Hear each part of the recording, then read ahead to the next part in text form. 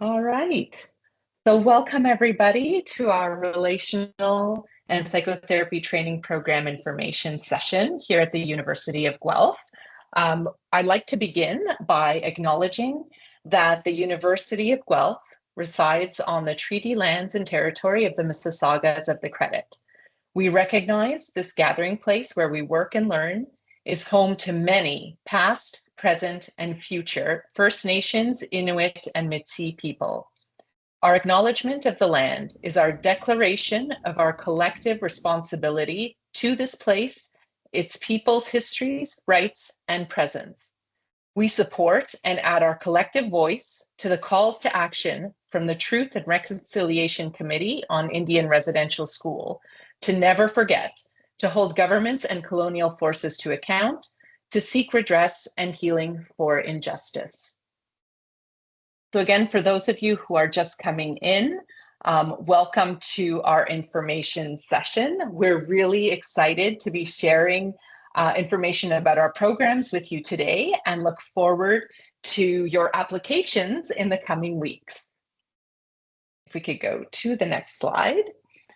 So to begin the session today, again, keep your cameras off, everything muted. We are going to be recording this and sharing the PowerPoint slides and the Q&A session with you afterwards. We'll distribute it when this is all done. We're going to be going over introductions, so introducing all of us at the outset. We're going to go over quickly an overview of our RPTP programs. So we've got 2 clinical-based programs and 1 non-clinical based professional course-based programs, the Masters of Relational and Family Therapy, Masters of Psychotherapy, and Master of Arts in Mental Health. Following an overview of the programs, we'll give you a little bit of information on the admission timeline and process for application to each of our programs. We will be holding a Q&A period. And again, you'll be able to put your questions in our Q&A chat, and we'll try and get to as many of them as we can before the end of the session. And after that, we will just have a quick wrap up and provide you with information in terms of steps moving forward. All right, next slide, please. So introductions, who am I? Welcome.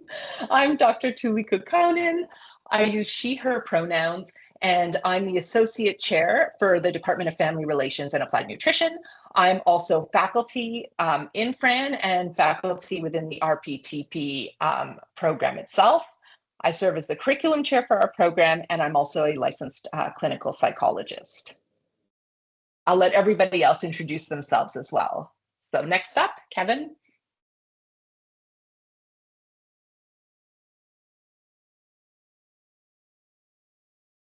Kevin, I think you're muted. Indeed, turn my camera on, but not the other. Anyway, good morning, everybody. Really delighted to have you all here to this webinar. I am Kevin Vanderswet Stafford. I use he, him pronouns.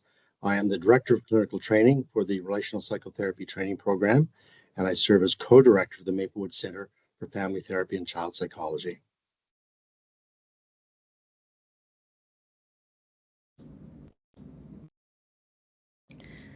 Good morning, everyone. My name is Emma Turner. My pronouns are she, her, and I'm the manager of clinical supervision for the Relational and Psychotherapy Training Program here at the University of Guelph.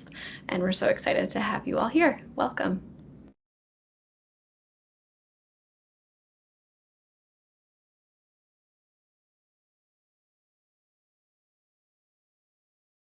Good morning, everyone. My name is Melissa Dobler. My pronouns are she, her, they, them, and I'm a clinical supervisor and instructor for the Relational Psychotherapy and Training Program at the Maplewood Center.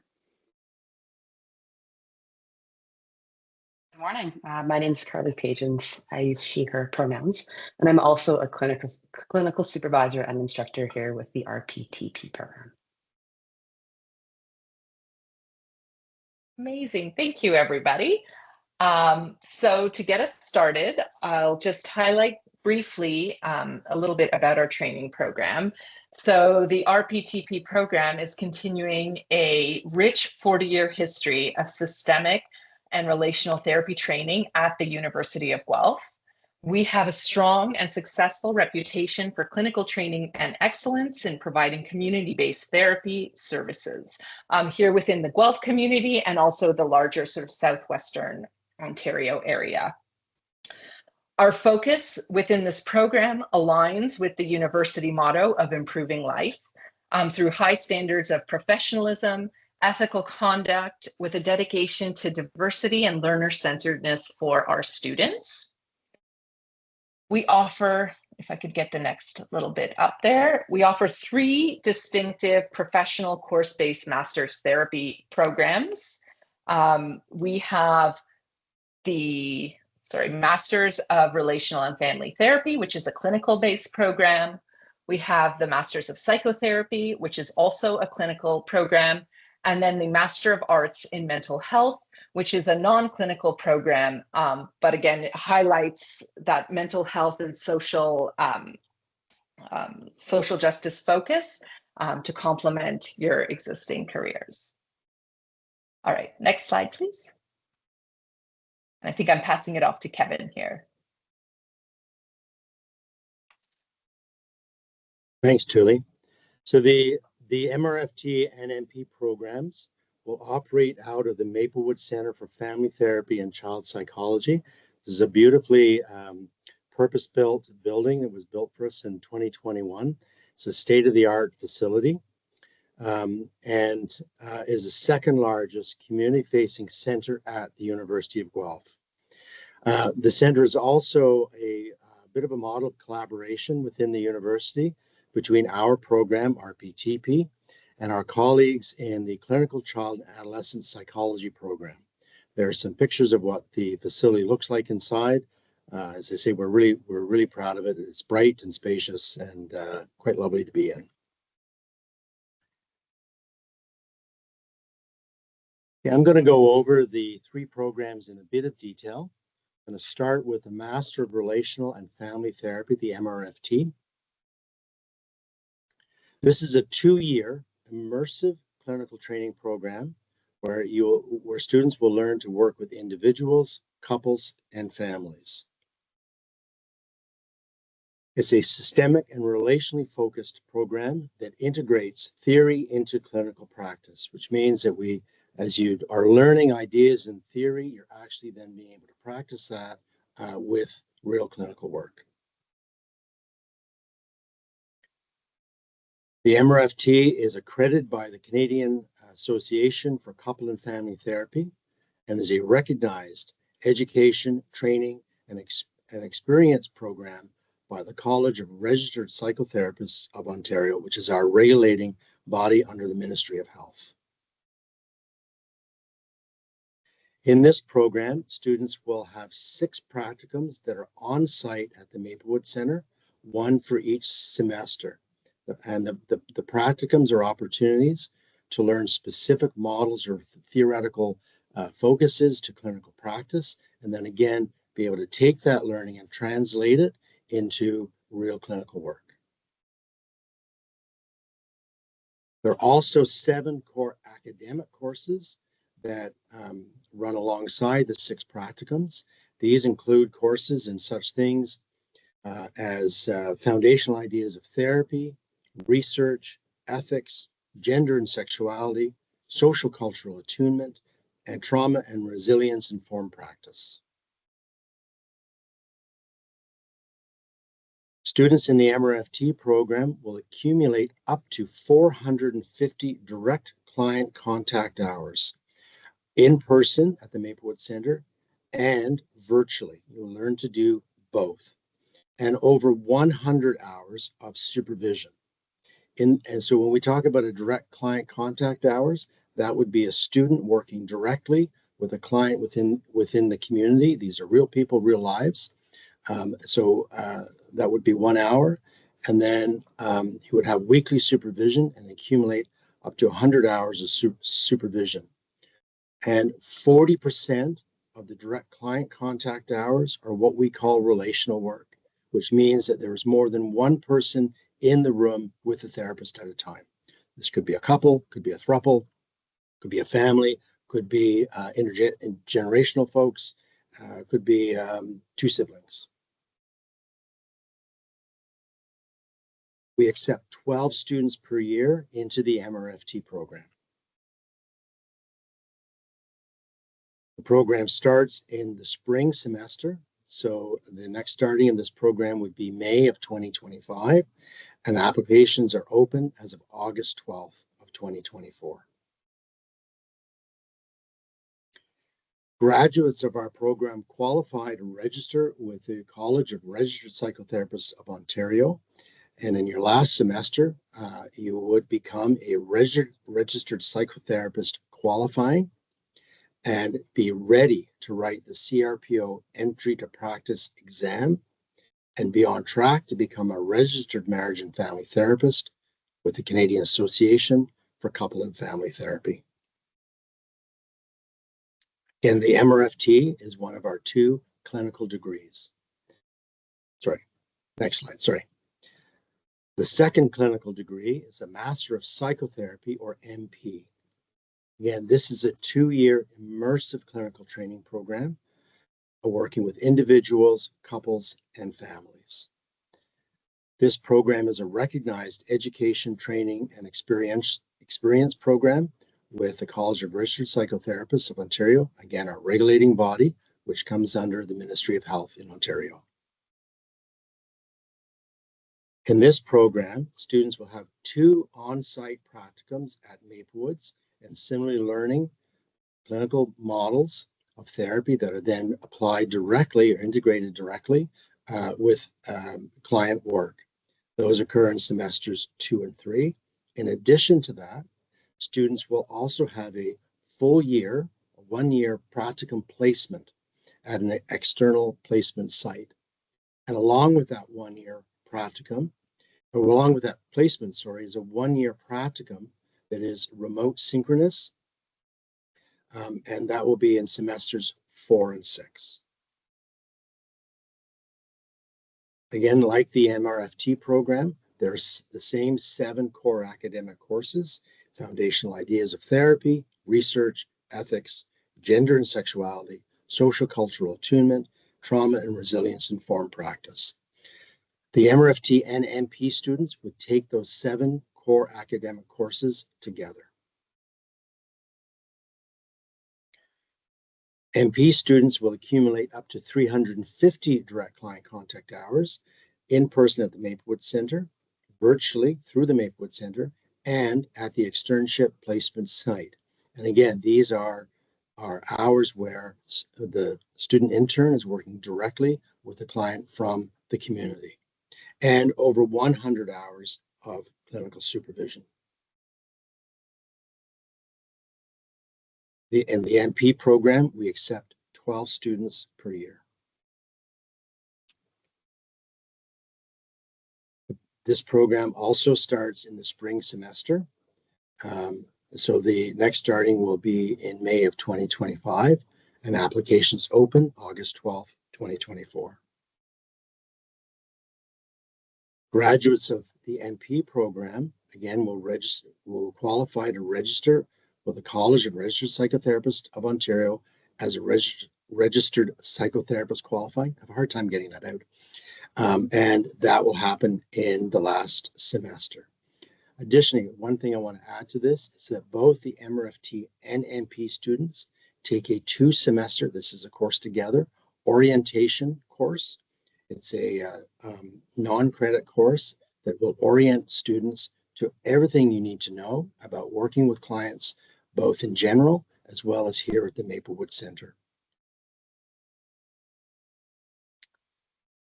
Okay, the third degree, so those are the 2 clinical degrees. The third degree is our Masters of Arts in Mental Health, or MA.MH, and we're particularly proud of this degree.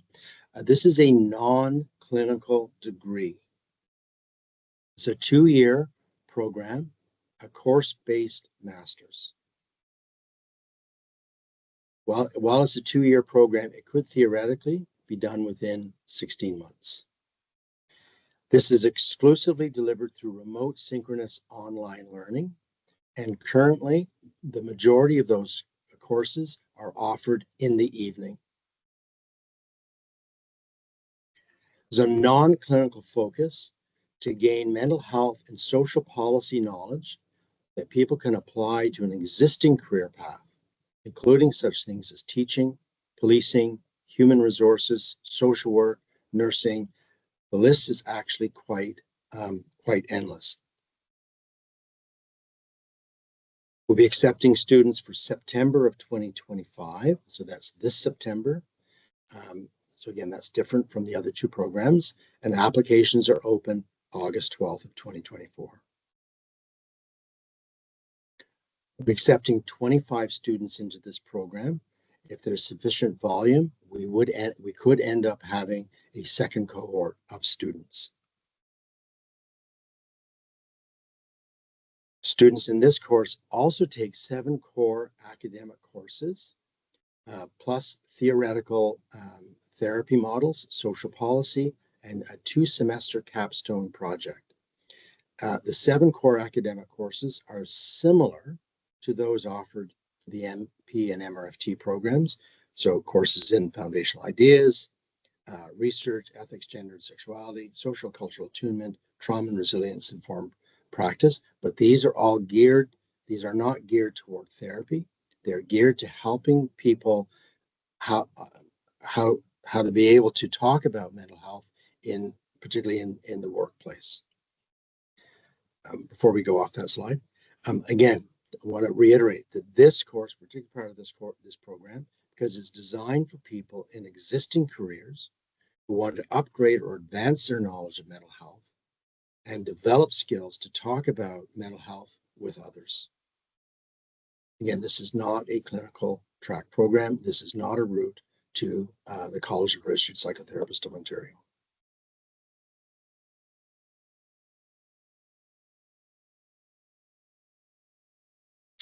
And All right, so hi everyone. So I'm going to just again give a bit of an overview of, I know that Kevin just shared some really important information there to distinguish the 3 programs. So we thought we would put together this chart to help kind of give you that overview, one shot of everything of the 3 programs, so that you have an understanding of which program is going to fit best for you when you are thinking about applying. So again, in that first column, we have the MRFT program. That program is again a clinical-based program, meaning you will get experience working with clients directly. You will have supervision. You will be integrating the theory that you are learning in classes into your clinical work. It is a 2-year program and has a systemic relational focus to the work. It is also accredited by the CACFT and recognized by the CRPO. Their students in the MRFT program will be in the program for 2 years straight, so that's 6 semesters back to back, and all of your work will be done at the Maplewood Center, including the 6th practicum, where you'll be learning and getting an in-depth experience of each therapy model, supported by the clinical work and the supervision you'll be doing. You'll be earning up to, again, 450 direct client hours. As Kevin said, that means the time you are spending in front of a client. That's not the other pieces of administrative work, session writing notes, all that. Direct client hours are the time you spend with clients in the room together. And again, you will have up to 100 hours of supervision. Just give me 1 second. We are now we will be starting the applications for next spring semester, so May 2025. There's opportunities. So your first year in the program, you'll be doing everything in person with respect to your classes. Your clinical work will be both in person and virtual, but your classes will all be in person here at the University of Guelph. And then in your second year, again, as Kevin said, the MRFT students and the MP students take courses together, but because the MP students in the second year do an externship, which might be somewhere else in Ontario, those core 7 courses then take place online. All of your practicum courses would continue to be in person, though, for the MRFT students. And then here we've laid out the requirements with your respect to your application. So it's a 4-year bachelor's degree with a minimum of 75% average, a social science research methods with minimum of 70%, and that you are currently not a regulated health professional practicing psychotherapy or in a related field. So again, that's for the MRFT. For the MP, again, it is another one of our clinical training programs, the integration of theory into clinical practice, working with clients. Again, it has some relational, systemic relational thinking, not as much as the MRFT program. It's not as much of a focus, but certainly is a part of the ways in which that we train our students. It is recognized by the CRPO. And again, I think one of the main differences between the MRFT and MP program is with the MP program, your first year is with us in person at the University of Guelph in the Maplewood Center. You will have 2 practicums with us, meaning that those courses are the courses where we teach you therapeutic models. You will have an opportunity to learn those models, apply those models in your work with clients. And then in your second year, you will have a 1-year externship placement in a community-based organization or a private practice clinic. And we will support you in finding those placements. You don't have to find those placements on your own. We provide a lot of support in finding them for you and with you. We want to have a relationship with your practicum sites, with your supervisors there. So we actually play a large role in building those partnerships and relationships.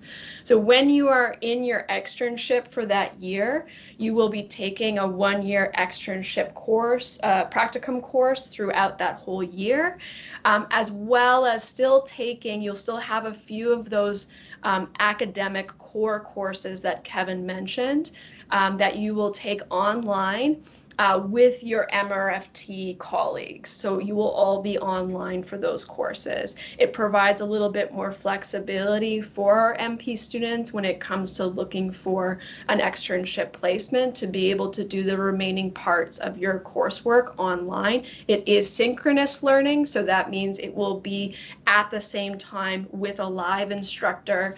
It's not a webinar that you watch later. In this program, you will also earn up to 350 direct client hours. So again, that's time with clients, and that's spread out through your time at Maplewoods in that first year, as well as during your externship. You will get the majority of your clinical hours during your externship placement, as well as you will get up to 100 hours of supervision. Again, the new cohort coming through and the applications that are going to be opening are for this upcoming spring, so May of 2025. The MRFT and MP programs start at the same time, again, because they take classes together. So you'll be a cohort of 24 in total, 12 in each program.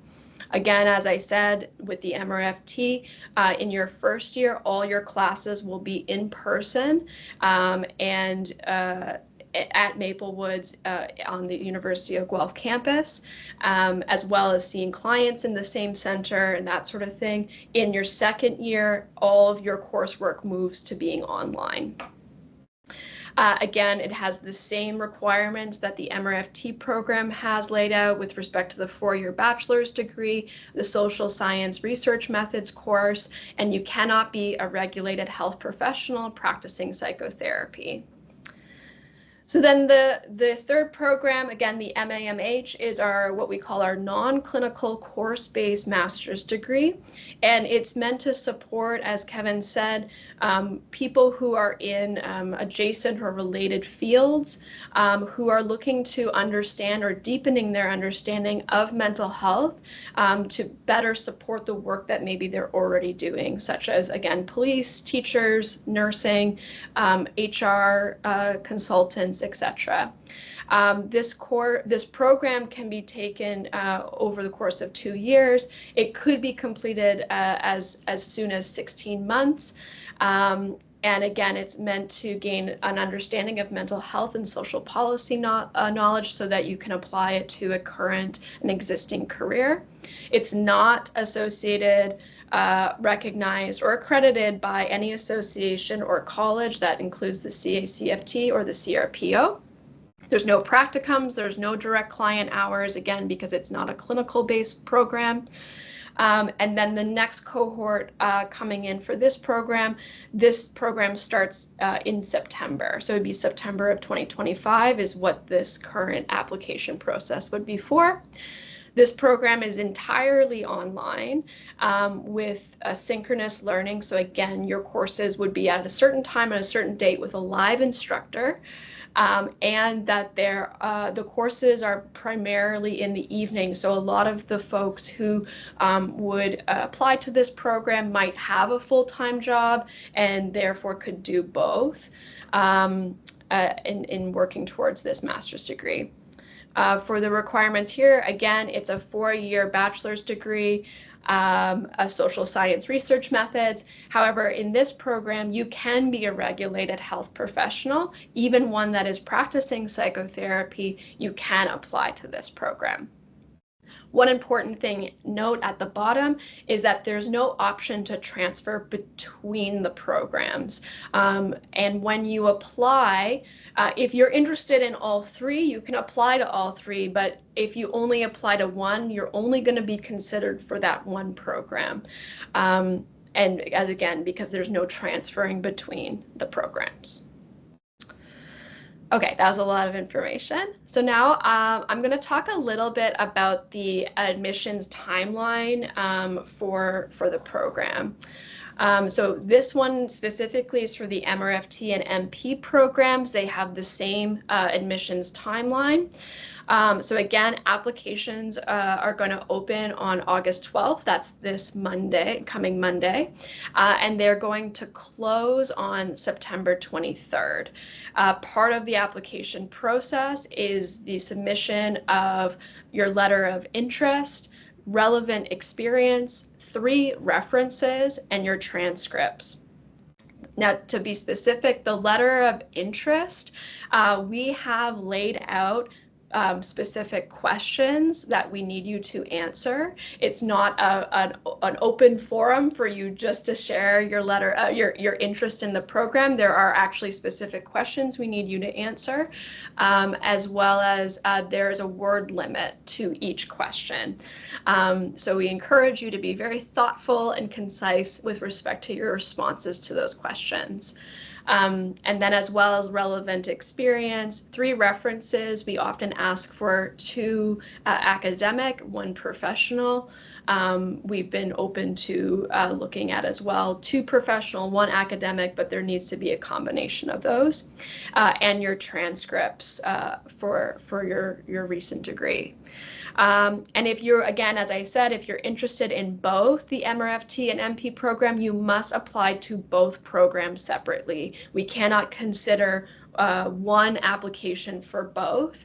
And certainly from our experience last year, several people did apply to both programs, and some people chose that they wanted to only apply to one. So it is up to you. But if you are interested in both, you have to apply to both.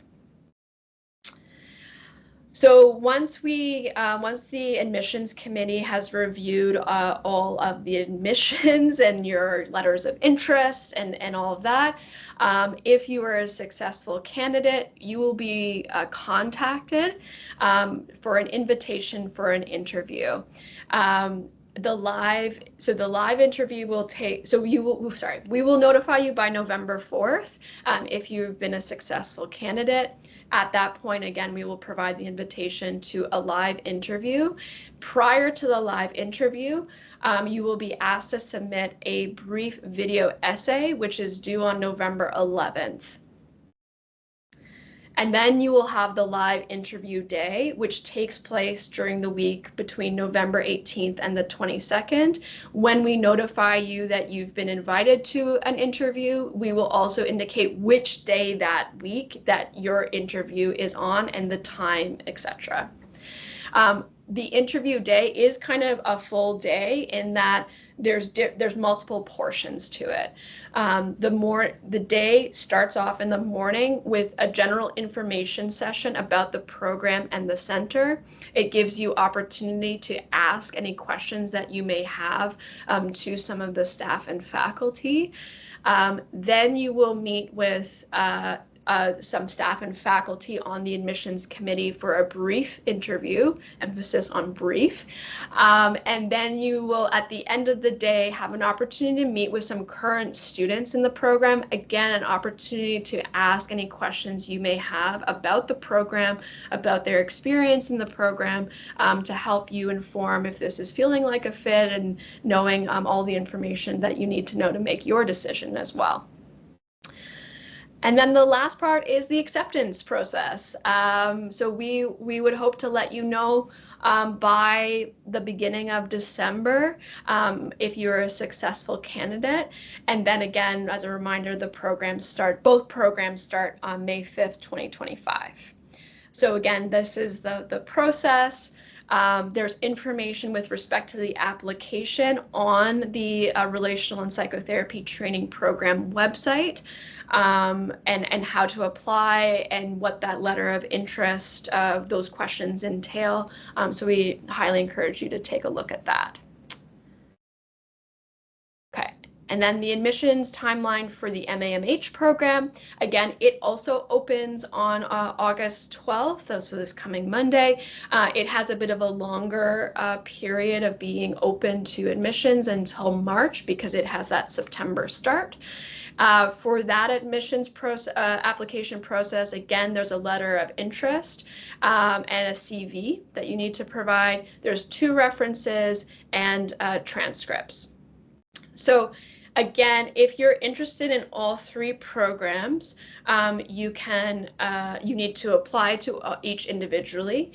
However, there is an option when applying to the MRFT MP program, there is an option on the letter of interest that if you wanted to be considered for the MA.MH program, if you were not selected for the MP or MRFT program, you could fill out that portion as well, which would help us indicate that you were interested in this program to help expedite that process as well. So that's something to consider too if you're filling out the applications for the MRFT and MP program. The acceptance process for the MA.MH program is throughout the month of April in 2025. Successful candidates will be notified by the RPTP admissions committee. So there's no interview process for the MA.MH program. And then again, the start date for that program is in September of 2025. Okay. With all that said, we've given you a lot of information, and we're sure that you probably have maybe some questions for us, and we're happy to answer them. If you do have questions, we ask that you put them into the Q&A function of the webinar. We have Carly and Melissa who have been reviewing your questions, and so they will read it out to us. We may not have a chance to get to all of your questions today. We're going to try, but we might not. And if we don't get to your question, to be reassured that we will be providing the slides to today's presentation, and we will be attaching a Q&A question and answer section where we will include all the questions with all the answers. So if we don't get to say it here in today's webinar, you will get your answer in some form. So with that said, I'm going to stop sharing. And so again, if you can use the Q&A function, and we'll open up to questions. So the Q&A has been quite busy. Great. And I'm going to summarize a few questions had sort of the same theme in regards to the time commitment on campus. So how many hours per week is it expected that you're on campus 9 to 5? Is there an evening component? And there was a question for people who were considering commuting to campus. So if you could expand a little bit on the time commitment on campus, evening, that sort of thing, please. Those are really great questions. Can I just jump in? Can I just jump in for a second and ask that everybody who's typing questions in the chat, can you please put them in the Q&A section? Because I see a number of questions coming up in the chat. Sorry about that. So it's a really great question. So first of all, the MRFT and MP programs are immersive or intensive programs. These are professional training programs. This is not your typical graduate program. So the expectation, the commitment that we require for people is quite different than what you may consider for other graduate programs or perhaps have experienced in your undergraduate. So in terms of hour commitments, you can expect to spend between 50 and 60 hours a week doing things like being in class, in supervision, preparing for file meetings, preparing assignments and so on, client work, documentation, course assignments, preparation, ad hoc, and so on. So that is quite a commitment. The center closes for 2 weeks between every semester. So we have a break in December over the new year. We have a break in the spring, and we have another break in August. Those are times when there's no expectations and people can do their own thing. So just by way of example, and for the first semester of our program, students were here Monday, Tuesday, Wednesday, and Thursday. And those were all required times they were here. In addition to that, there were additional meetings, sometimes one meeting on one day. And that ran for the whole semester. By way of example, again, in the fall semester, which is the second semester, students will begin to do clinical work. So students will be expected to be here Monday, Tuesday, Wednesday, and Thursday. They're then adding to that supervision. They're then adding to that clinical work, which will be daytime and evening. We're also open Friday during the day. We're open 4 evenings for our clinical work. Classes or supervision could start as early as 8:30 in the morning. We see our last client ends at 8:30 in the evening. So that is quite a significant time commitment. The MP students will do that for 2 semesters. The MRFT students will do that for all 6 semesters. The MP students will then do their external placement, wherever that might be. That in terms of commuting, that may be closer to where somebody is. And then the courses are remote synchronous. Whereas for the MRFT students, there continues to be a very high expectation that people are on site. So in terms of commuting, what our experience has been that if you're commuting, it depends on the mode of commuting, it depends on how far you're commuting. But our experience in general is that a commute of over an hour, and there's a point at which that becomes onerous for people to do the commute, navigate weather, as well as make their commitments to clients, supervision, and clinical work, coursework, sorry.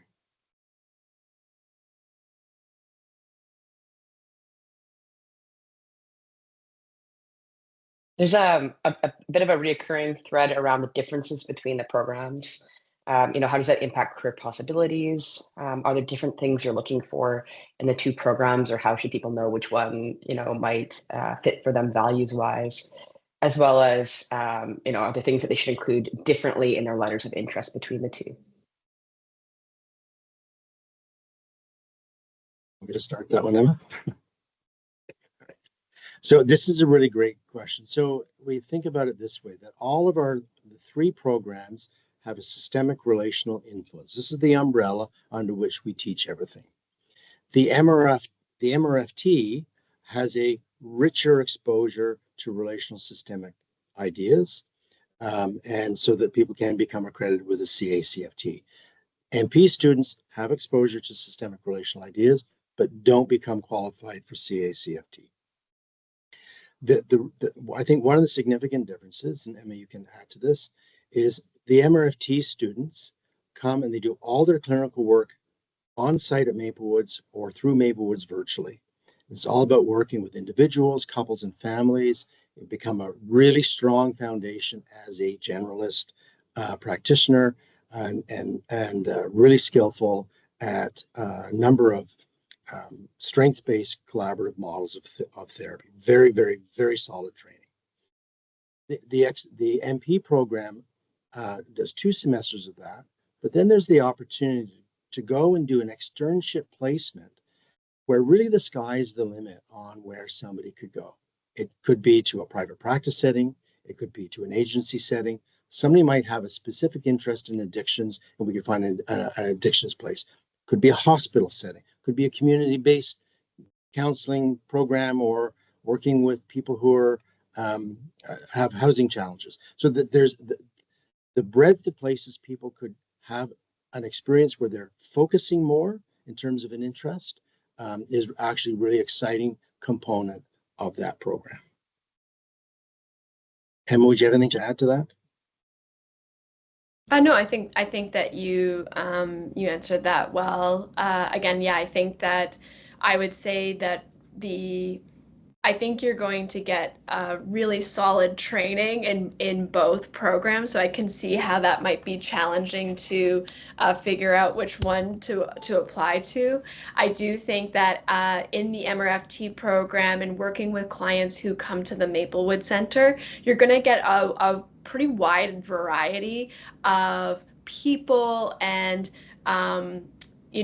concerns that they're coming to therapy with, different systems of families and couples and relational work, individuals, children, adults, a very wide range. And you could as well experience that for an MP program, for MP student who's going to do an externship, you could also be working in a space that also has a pretty wide a wide diversity of clients accessing services. Or you again could have someone who wants to really sink their experience into a particular working with a particular population or a particular way of working that we would help support you to find. I have met with all of our current MP students this semester and got to know them a little bit and what their interests are. And it's been really exciting to go out and try and find externship placements that would fit what their interests are. I can't make any promises or guarantees, but I am certainly trying my best. But yeah, I think that's one of the main differences. With respect to, I think, Carly, you said that there was also an aspect people were asking around how to differentiate their applications for each program. I don't know, Kevin, if you have a specific answer for that. So I would say that, first of all, I would encourage people to apply, if they have an interest in both programs, to apply to both programs. I think that's a really smart thing to do. In terms of a value difference between the 2 programs, there isn't really a value difference. The values in terms of professional ethics and standards of practice, systemic thinking and ideas, these are the values, these are the core values, but producing a really solid clinician. These are the core values that we hold. So I think you would want to tailor them a bit to the different focuses that we have spoken about. This idea that the MP has an externship. If you were to do that, what kind of placement would interest you? That kind of thing. If your application to the MRFT is really about wanting to immerse yourself in systemic relational ideas, and why do you think that's important? How do you imagine that being helpful to you? Could I just add too that with the MP program, I think one of the exciting opportunities that some students might have is if you do live further away and you'd like to go back to your home community, or you'd like to be a bit more remote, then the MP offers this fantastic option of coming to Guelph for the first year, and then you get to go have your placement somewhere that might be very personally meaningful for you, or somewhere that you wouldn't be able to access if you were doing the MRFT that has to be sort of based and situated within Guelph. That's a great distinction, Tuli. And with that, well, we can't promise this, but let's say you lived in Halifax, there is the possibility that we could find an externship placement for you in or closer to Halifax or your home place. Again, we can't promise those things, but that is the intent behind the design of the MP program. And one of the questions was, do the MP externships need to be in Ontario? And it sounds, Kevin, like you're saying they might not need to be. No, they don't. Okay, But so they do need to be in Canada.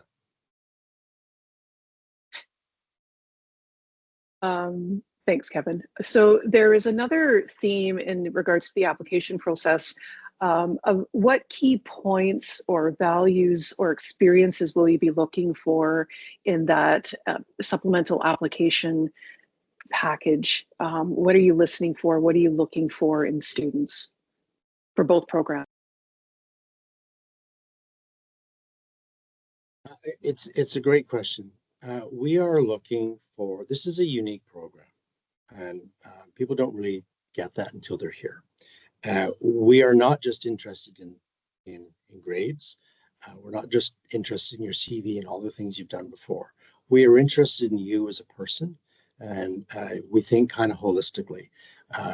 You as a person and how you manage yourself in your life, you as a person and how you engage in academics, and what is your work ethic and that kind of thing, and you as a person in terms of what is your vision for what you want this to do with this program and this training that we're going to provide to you.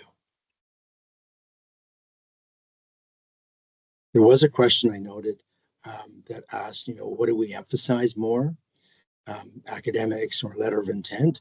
And yes, academics are going to get your application into the door. And as well as the other requirements. You have to meet those base requirements to be able to get into the door. But we review every application, regardless of what the GPA is. And we actually value the letter of intent and the video. Those are the two things, and the interview. Those are three things, sorry. Those are the three things that we really look at. Those are the three things that are going to get you in. I would also add that there's no specific checklist of your letter of intent. I mean, we have a form that you have to fill out and questions you have to answer, but we don't have a checklist of you need to mention this and this and this. It really is, again, about this holistic experience. What would you bring to the program, and what can we provide for you in terms of your training, and how will this enrich your life? So I think that's the beauty of the applications that we had this year, is that each one was unique and stood out in its own way. There wasn't a common, everybody answered this question in a particular way. There are a few questions that are specific and might be better answered in the follow-up around this course or specifics there. But maybe a more general question is there a research component, or can there be a research component, and would this open a path towards a PhD? I can answer that question. So there is no research component. This is not meant to be a stepping stone into a research-based PhD program. You will get experience in terms of your coursework in understanding the importance of research and how research can inform clinical practice, but we do not have any formal setup for research support for the students in this program. It really is clinically based or course-based for that MA.MH. Yeah, I'll just add to that too, is that these are professional master's degrees. which is a bit different from maybe a traditional master's degree, a master's in arts or science, where you write a thesis, you do research. This is considered a professional master's degree. So we are training you to become a psychotherapist, and that is the focus, is the clinical work. I would also add that we do have, within the Family Relations and Applied Nutrition department, we do have MSc thesis options. So we do have thesis-based master's and PhD programs within our department. They're just not, they're completely separate from these professional degrees.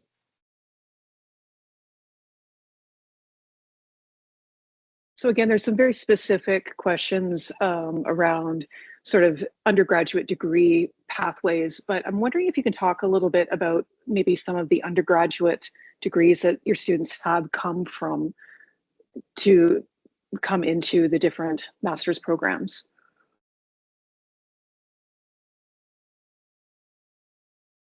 Can you do that? Sorry, did you say me or Thule? No, I don't know, either of you. Could either of you do it? Thule, can you do that? I don't. Yeah, I'm just trying to recall from the last application cohort. We certainly have students who've come from more traditional backgrounds like psychology, or I can't remember if we had any bachelors of social work.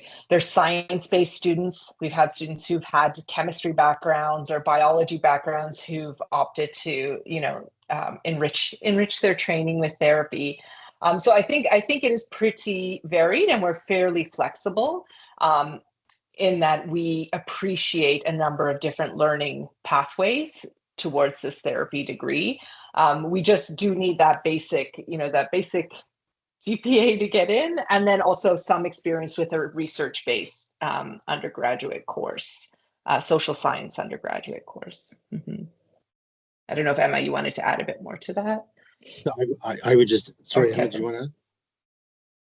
No, I would add to that we're really open to a great range of degrees. A number of years ago, we had people apply who were from the arts and drama. We had some people apply who were chefs and so on. So, I mean, these are really interesting applicants. And I think to Thule's point, provided you're meeting the basic requirements in the summary that Emma put out. So if you come from a non-traditional degree, you got a degree in drama, say, and you really want to do this, then maybe you find somewhere to take a social science research methods course, you get your 70%, and that's going to make you good to go.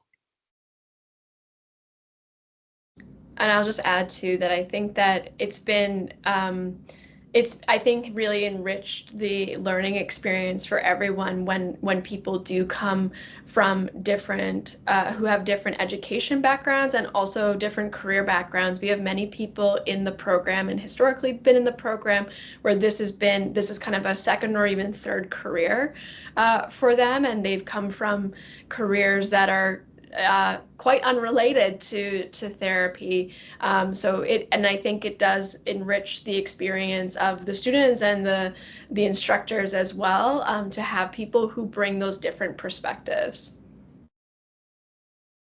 We've had people with careers in sociology, anthropology, social work, lawyers, graphic designers, people in the food service industry, nursing. That's really quite a wide range. Yeah.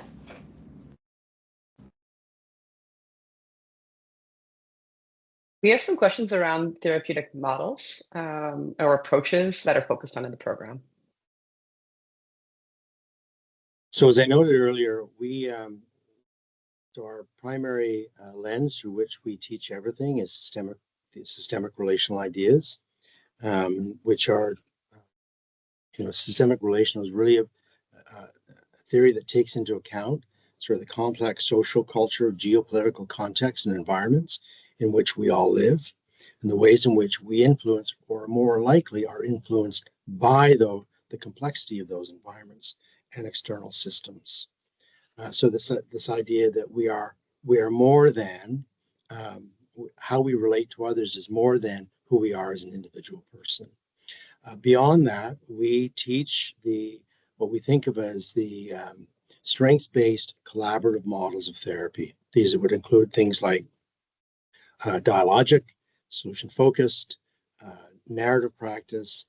We'll also introduce people to some other traditional therapy ideas, CBT, DBT, but we're really training to and teaching the three models I taught, and then creating opportunity, particularly in the MRFT program, for people to integrate those models. So we don't teach those models in a pure sense. We teach them in terms of the ways in which they complement one another and how they fit as collaborative practice. So we're working with the client collaboratively to understand the client's situation, to make meaning out of their life and the problem and what they would like for themselves, how they would like their lives to be different or their preferred selves, as well as accessing the resources and strengths within a person to be able to address the various challenges that they are facing.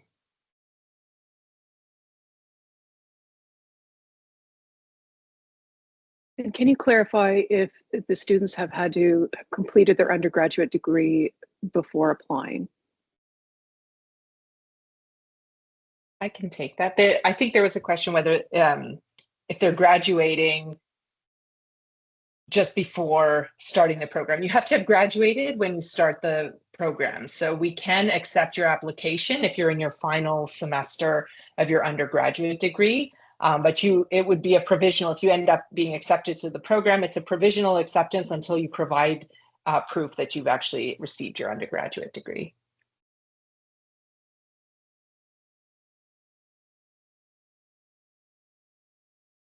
Emma, do you have some examples of the kind of placements? And the question is, where have NP students done their externships? I know they haven't started yet, but you've also been working on it. Do you have some examples of the types of places people are going to be heading out to? Yeah, definitely.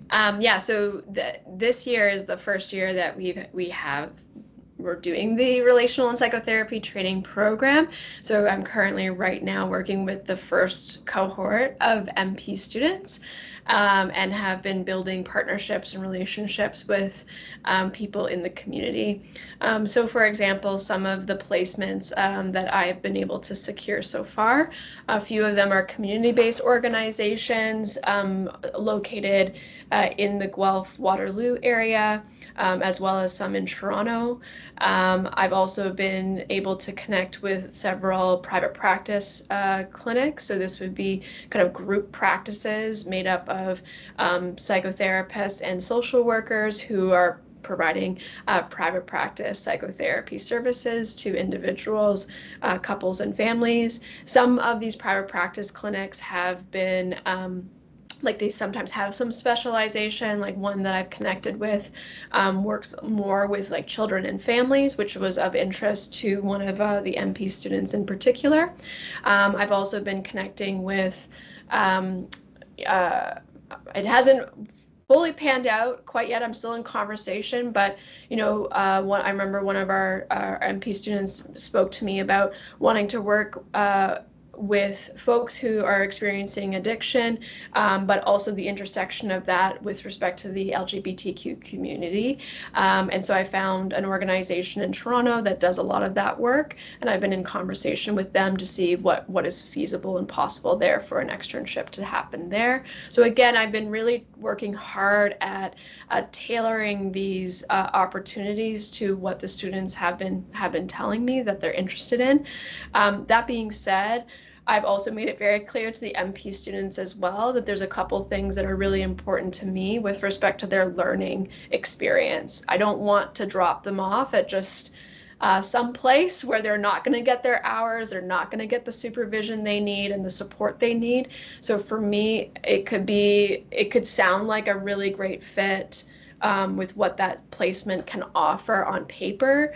But if there is not a qualified registered psychotherapist who can be a supervisor as a part of that organization for that student, then that automatically makes it not possible.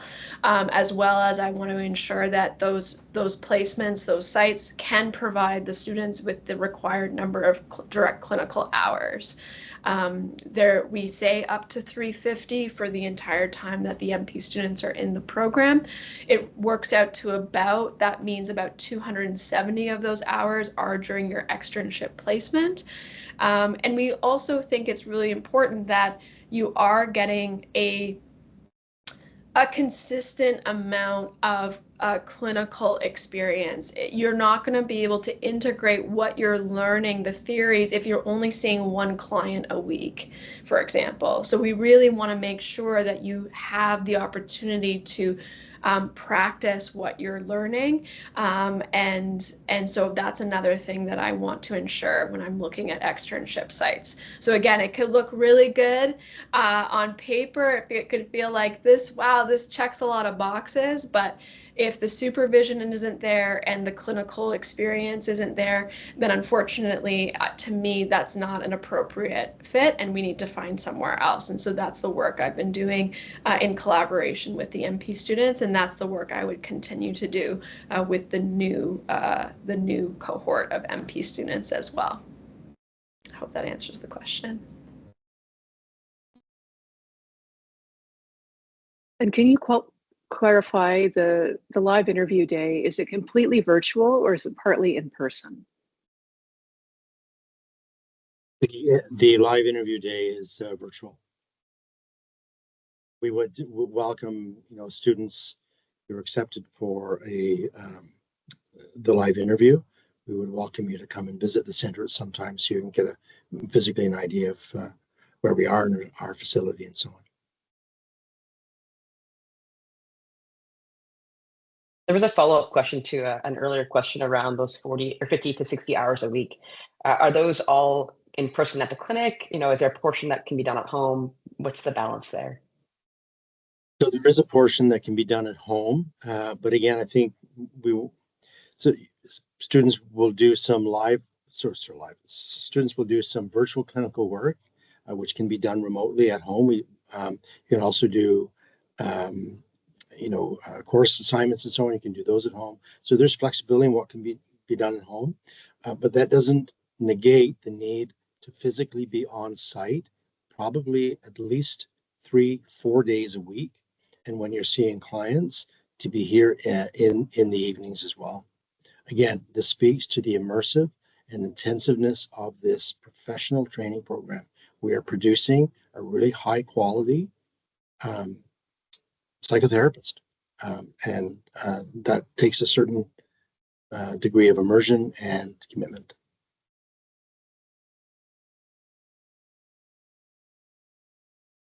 So there's been a few questions around professional and academic references for people who might have been working for a while, or for people who work in a different field other than the social or human service fields.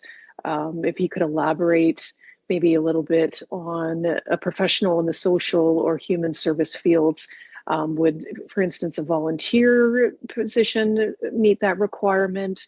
Or if you could comment a little bit more on that, please. I would say for those professional references, you really want someone who can speak to who you are as a person, your work ethic, your sense of self, your ability to work with others, and your suitability for this program. It's less concerning to me who that person is, but can that person speak to those things about you?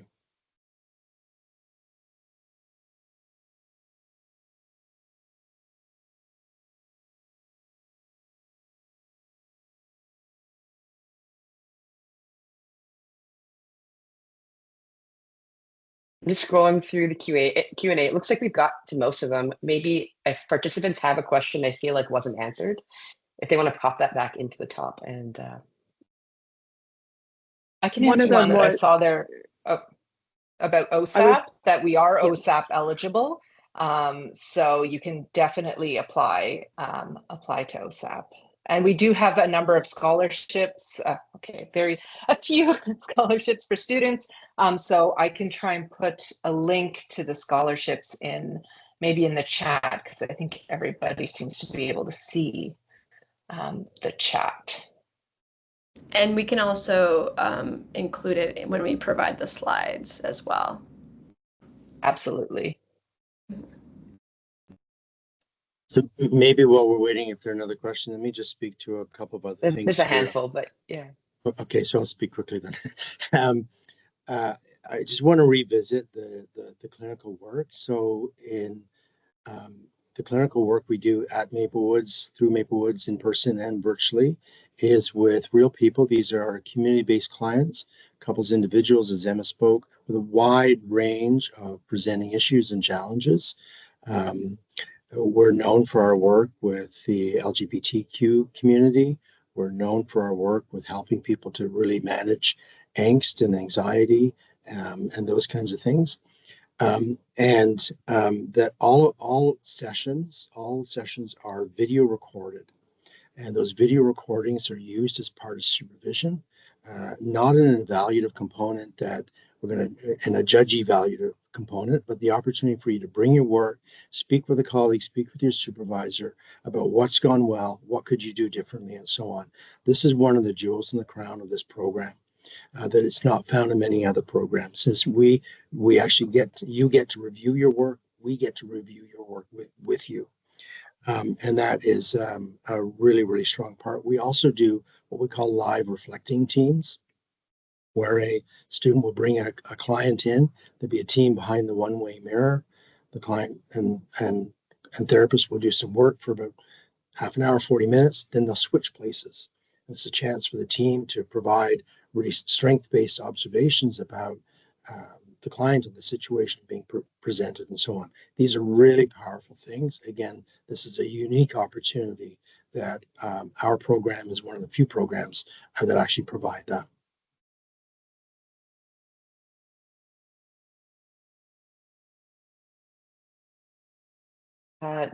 This might be a Thule question. If someone has multiple degrees, do you want all of their transcripts or just one, like the most recent, for example?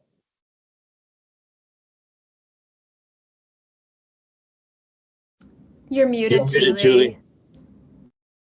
Sorry, I think we're looking for the most recent degree. But if you took a sort of social sciences degree earlier on that has the research methods on it, please, make sure you include that one as well. Mm-hmm.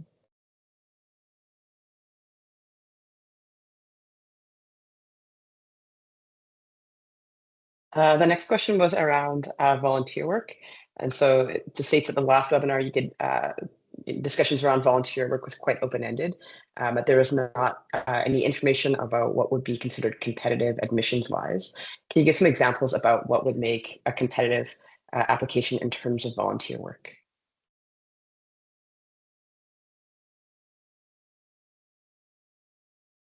Not really sure I understand the question in terms of competitive. I mean, Emma, do you want to take a crack?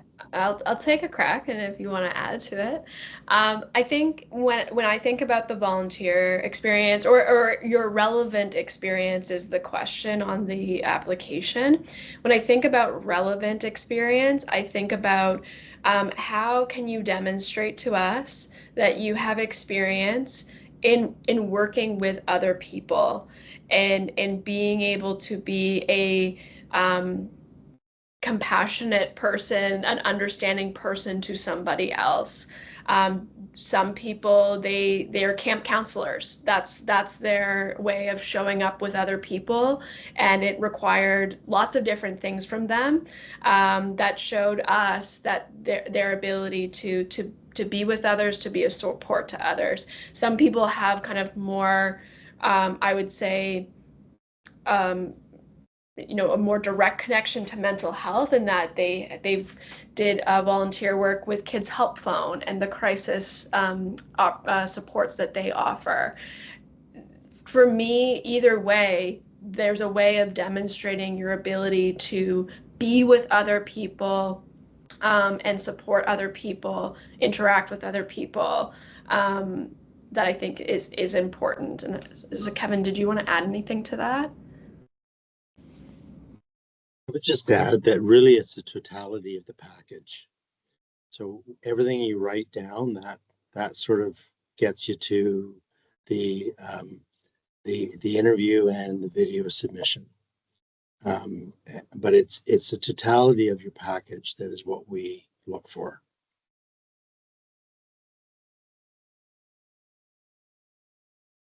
One quick question for the application process, is the 75 a weighted average or is it the last 2 years?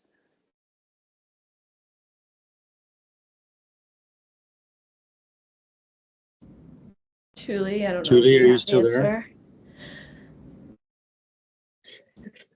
Sorry. I think we could do a weighted average over the last 2 years. That's typically what's done. Yeah.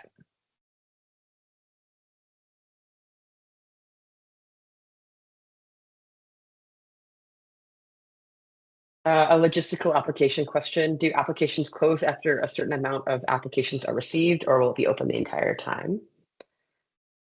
The entire time? Oh, yes. No, it's okay. It'll be open the entire time. Yeah. Is there a deadline to reply to acceptances?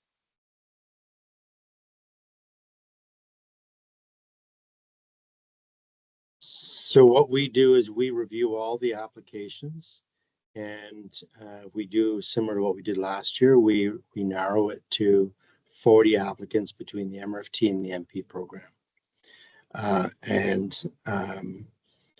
And then we select our 24 out of that. We have a wait list. And typically what happens is we send out offers. We actually make recommendations for offers. It's the university that actually sends the formal offer out. But we don't sort of, then I think if you're not accepted, those go out at a later date, but we want to make sure we've got our full complement of students before we actually send out declining letters. So it's also not unusual that, people apply and they're put on a wait list. And then it's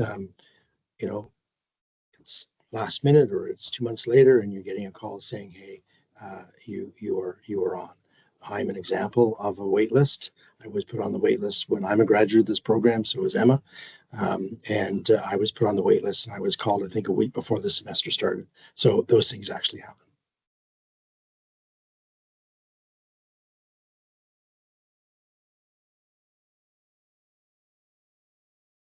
I think we've covered a lot of the other questions, or a lot of the other questions are very specific.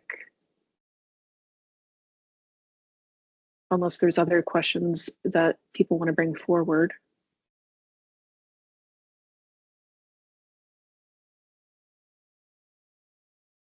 Are there any, I guess, themes to some of even the specific questions that people are asking, or is it widespread? There is a theme around people like this curiosity around the interview process and how do we prepare. Yes. and what do you want from us? If there's tips that you could share.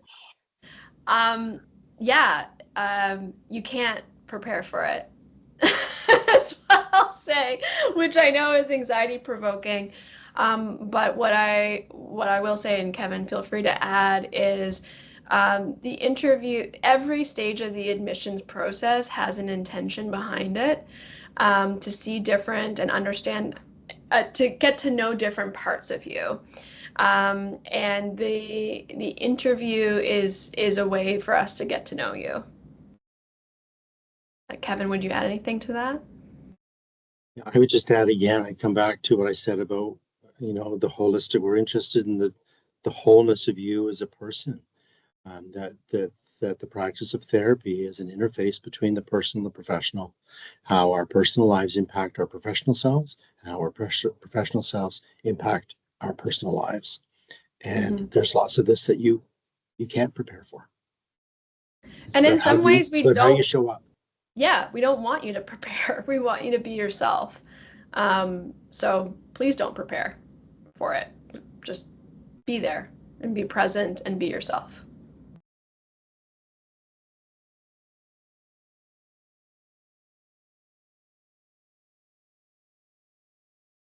And then there are a lot of specific questions around people's individual circumstances with their undergraduate or graduate degrees and applications. So that would be specific responses from Thule. Yeah, and I think too that we'll be providing as well, I'll show the last slide with additional information or next steps, but Shauna, who's not here today, is our relational and psychotherapy training program department admin person, and she's really great at answering these questions too. So we'll be providing her email address for you to be able to reach out and ask those specific questions with regards to your application. Yeah, I would just add, because I see there's a question about somebody who's saying in terms of volunteering, can I continue with a project at another university I've been working on in my undergraduate? Can I continue that if I'm in the MP program? I think this raises a really great question, and it's difficult for us to sort of say, I mean, we talk about this as an immersive intensive program, and as much as I say that, I'm not sure the meaning of that always comes down. While I understand people may need to commute, there's real financial realities around that in terms of housing and so on, availability of housing, cost of housing. These are challenges. I get that people may need to continue to work. They're real, again, financial constraints for people and so on. And doing, wanting to continue a project or volunteering that you've done before, these all sound like lovely things. There's only so much that can be done in a day and a week in a semester. And the commitment to be here is significant. And it is the students that have commuted, students that hold down part-time jobs, students that have other activities they want to pursue in addition to this, have found it very difficult to continue to manage that as the program unfolds. I know that's not a particularly popular answer, but there's actually a reality to that as well. We used to say in this program, and we kind of got told not to say this, but so here I'm back saying it. You kind of need to be prepared to put your life on hold for a couple of years while you really absorb yourself into this training. And I know that's a hard thing to say, but in many ways, that's sort of what's required.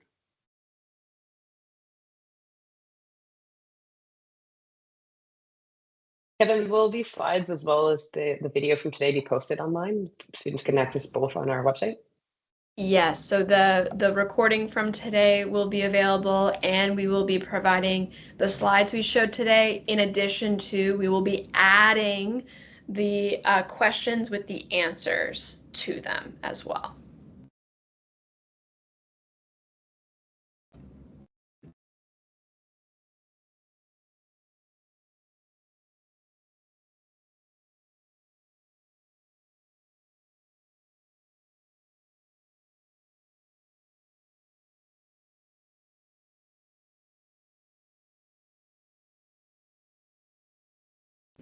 Any other questions that folks wanted to put in the Q&A?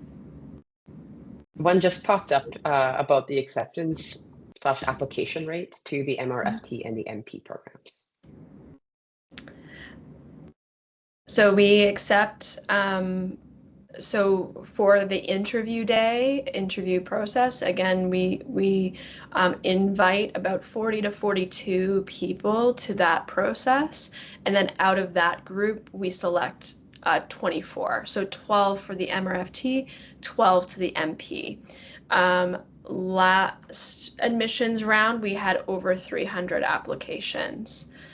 So I don't know what the math is exactly on that ratio, but it gives you an idea. Now, some of those applications were the same person applying to both the MRFT and MP program. But it's still a significant number of people were applying. Is a question about students who are parents, or is that where you're going? Sorry, I just saw it pop up. Yes, we do have students who are parents, young children, of older children, of all kinds of children. And we have quite an age range we have students who are fairly fresh from their undergraduate degree, and we have, as Emma noted earlier, we have students who this is their second career.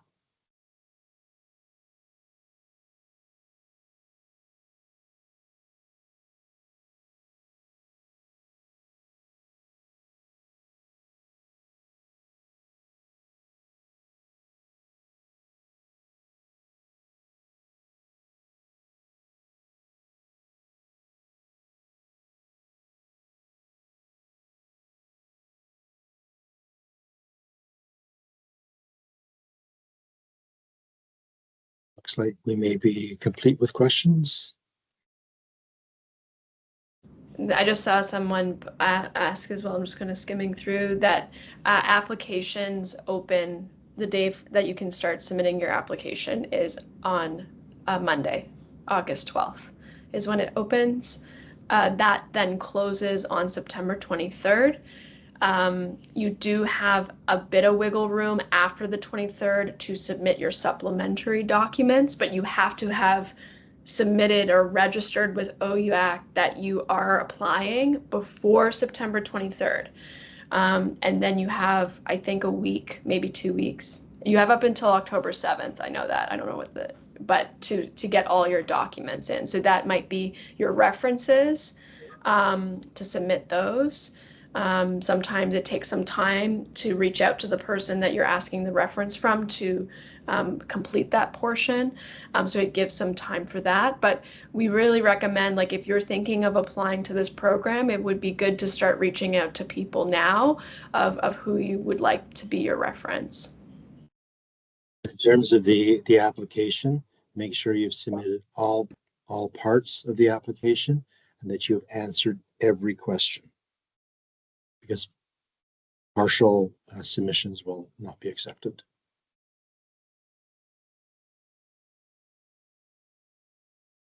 The courses, oh, sorry, go ahead, Carly. It's probably the same. Yeah, the question about are courses pre-scheduled or can they choose their class times? Yeah, so they are pre-scheduled because these are smaller classes. There's not multiple sections to your classes. It is specific and only for our program, your courses. They are only at one time and we select when that time is. So there isn't flexibility there around when your classes are. Things like supervision changes from semester to semester. Mm-hmm. And that time is provided to you, and there's not often room to negotiate those either. So by way of example, students found out last week when who the supervisor is for the fall and when their supervision will be, and those are set. Yeah.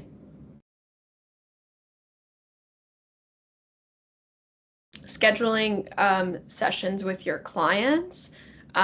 There's a little more flexibility there with respect to your availability, the client's availability, and within the operation hours of the Maplewood Center.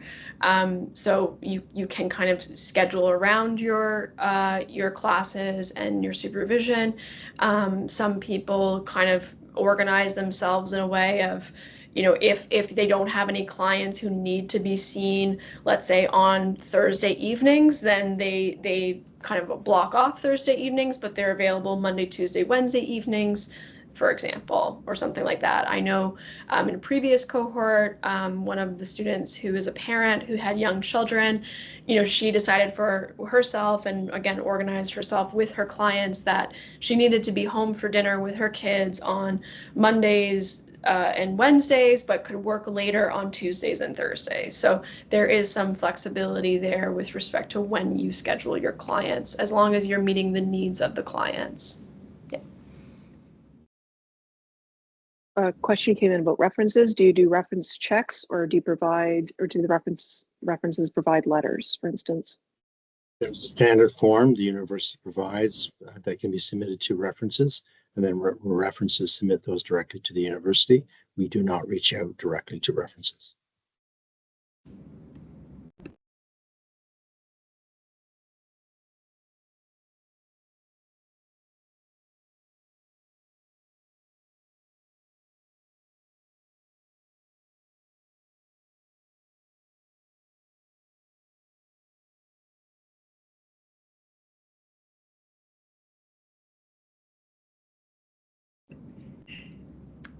If there's no other questions, I'm just going to share the last slide of the presentation. Again, as I said, there's multiple pieces of information here. So again, the RPTP program itself has a landing page, a main homepage, I suppose is a better way to say it, and that's that link there.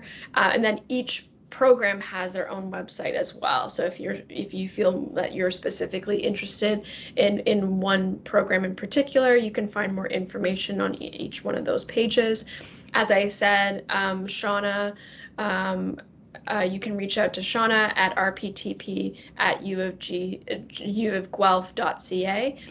If you have specific questions around if you meet the requirements of the application process, especially with respect to the academic pieces, you can send her an email there, and we can answer your specific your needs there as well.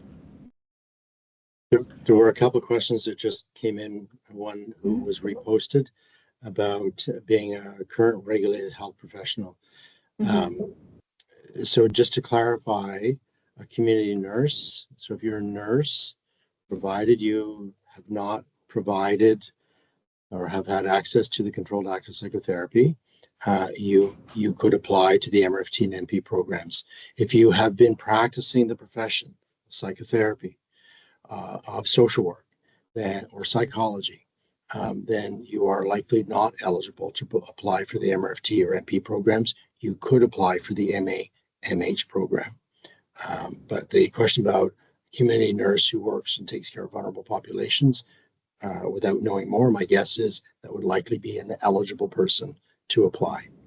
The other question is, and I'll just reiterate this, is there a specific philosophical school of thought that underpins the development of academic content? So again, we teach through a lens of systemic relational practice. That's our overarching philosophy, family systems theory, if somebody wants to go look it up. And we teach to the strengths-based, collaborative, client-centered therapies, such as narrative, solution-focused, dialogic, and integrative practice.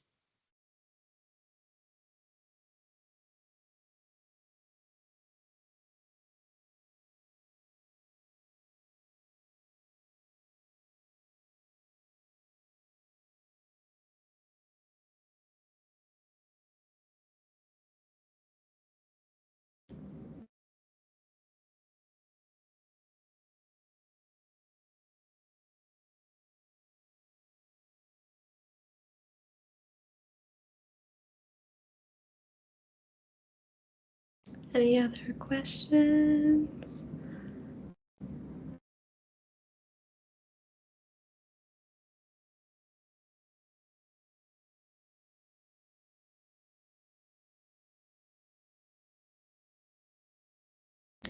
I just see a question here too about how to submit the video essay. So when you're invited to participate in the interview day, we will provide very clear and explicit instructions on what the video essay is about, how to submit it, and we provided a link that is secure that you can provide the link there. But that, again, you only get that information if you're invited to the interview.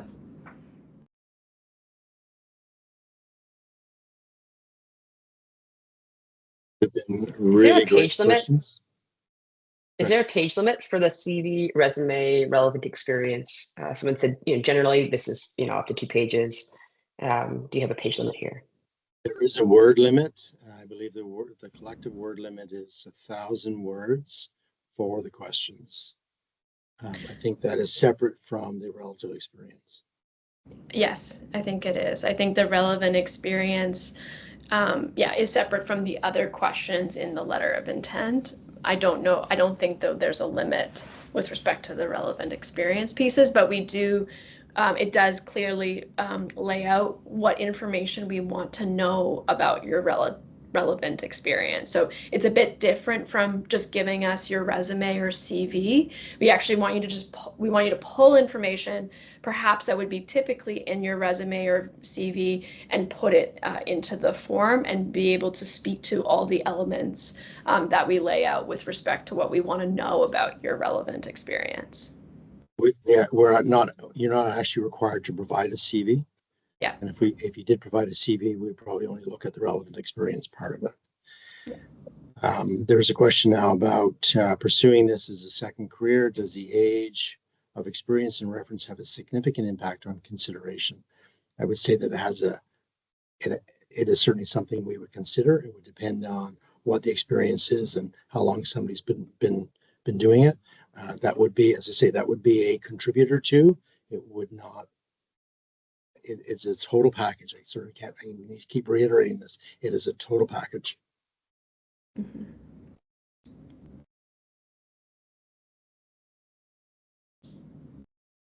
There's one in the chat here that's just asking if there's any specific qualities that references should speak to.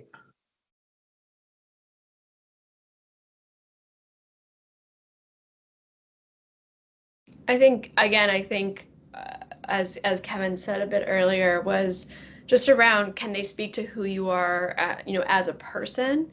Can they speak to your work ethic? Can they speak to your ability to work with others and support others? Yeah. And can they speak highly of you? Like we want you to pop off the page in the way that they talk about you. And so this person really needs to know you. It's hard to get a read on who you are if it's an instructor that you had maybe 10 years ago for that one class of 400 students, and that they marked maybe a couple assignments that you wrote. Like that person might not really know you, in a way that someone who you maybe worked closely with, someone who supervised your work, worked collaboratively with you, that sort of thing. So someone who knows you, who can really speak to who you are, your work, and your ability to show up with others.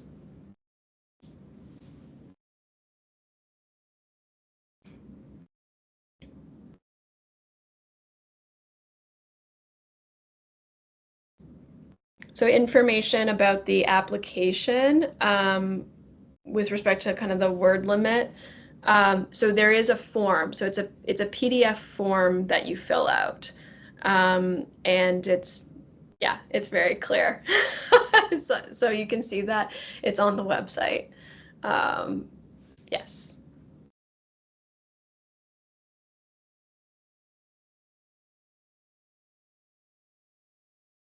2 professional references and 1 academic reference would be fine. Yeah. So yeah, either 2 academic, 1 professional, or 2 professional, 1 academic. But it can't be 3 academic and it can't be 3 professional. It's got to be a mix.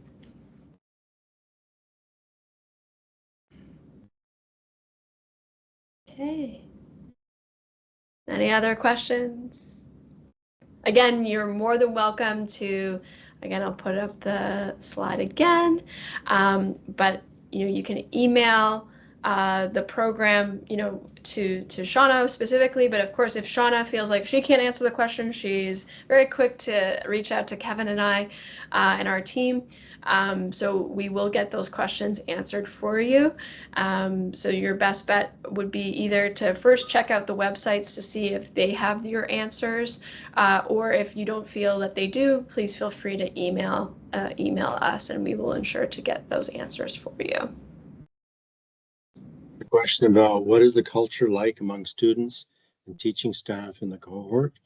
So I answer that in 2 ways. One, students were asked a similar question recently, and some of the answers that they said were they were surprised by the community that was developed here, the sense of collegiality, and so on. As a staff and faculty, we work collaboratively together, and we don't just teach collaboration as a therapy practice. We practice it among ourselves, and we practice it with students.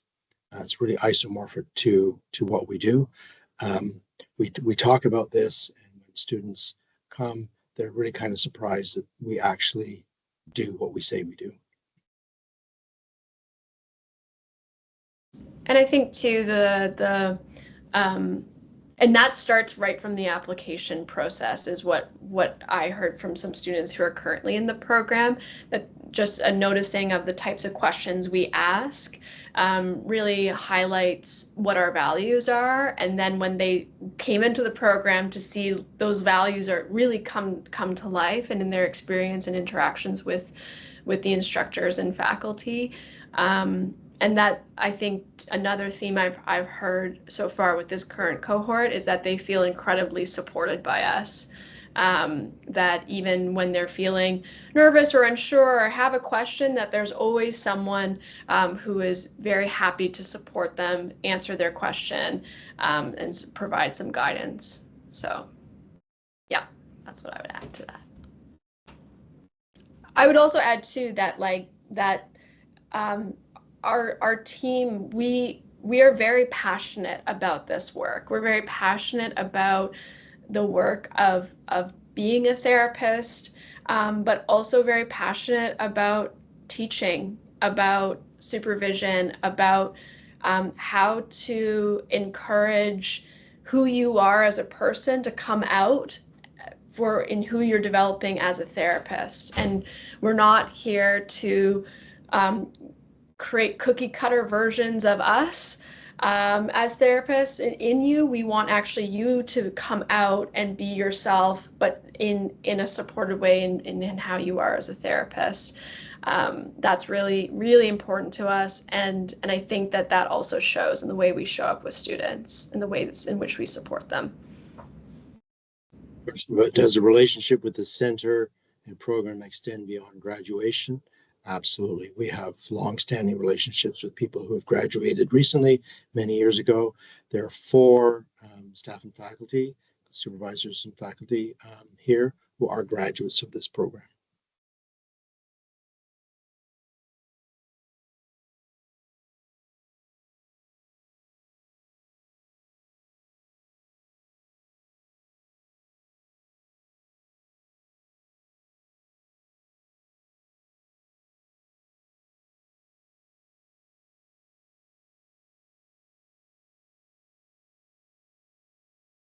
These have been really, really great questions.